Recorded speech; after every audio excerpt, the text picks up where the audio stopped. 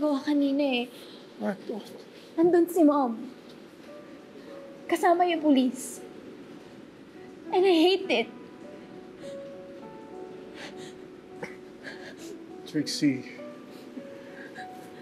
Trixie, this is about justice. You know how important this is. Legal intern ka na. You know what's at stake here. At one time, naging biktima ka rin. Alam mo kung gaano kahirap maghangad ng hustisya. You don't understand. I hate myself na imbis na samahan ko siya doon to comfort her or whatever, I ran away. Ano klase nga nakako? Bakit hinahayaan kong mag-isa si Mom sa lahat ng to?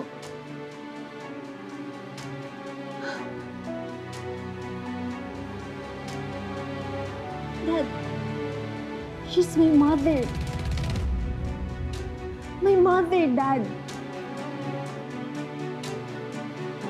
Hindi niya ako iniwan during my rape trial. My sex scandal.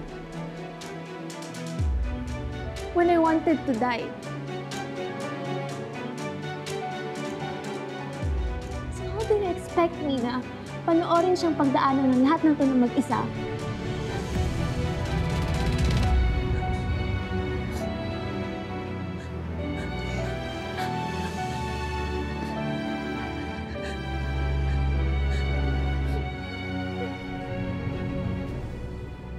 Sa ngayon po, Lorena, hindi ko po alam. Hindi mo alam?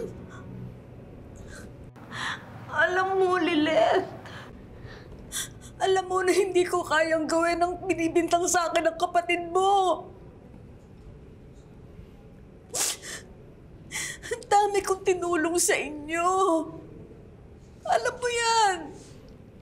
Scholarship ko ang nagpaaral sa'yo para maging abogado ka. Yung pera ko, yun ang nagpagaling sa tinang mo at sa tiyuhin mo. You know that I am a very generous person.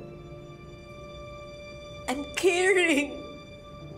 I'm compassionate.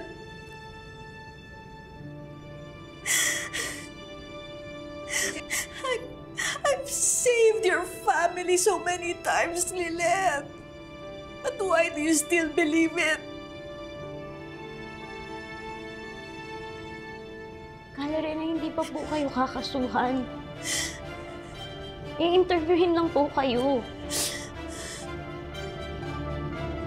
At may sapat naman po na dahilan yung otoridad para imbitahan kayo for questioning.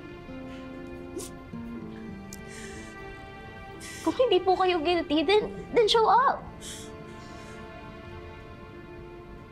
Kung wala po kayong kasalanan, salamat. Pero kung meron, magiging napakasakit po nito sa akin. Kasi lahat po ng tulong na sinusumbat niyo sa akin, sinuklian ko naman po yun ng loyalty. Pero buhay na po ng nanay ko yung nakataya dito. Hustisya. At alam niyo po yun. Alam niyo na kaya kong hindi tingnan ng dugo at relasyon kapag hustisya na yung pinag-uusapan. Di ba po? Di ba pinagtanggol ko po si Ino laban sa sarili kong kapatid? Kaya sa ngalan po ng batas, ipagtatanggol ko din yung nanay ko laban dun sa kung sino man yung pumatay sa kanya.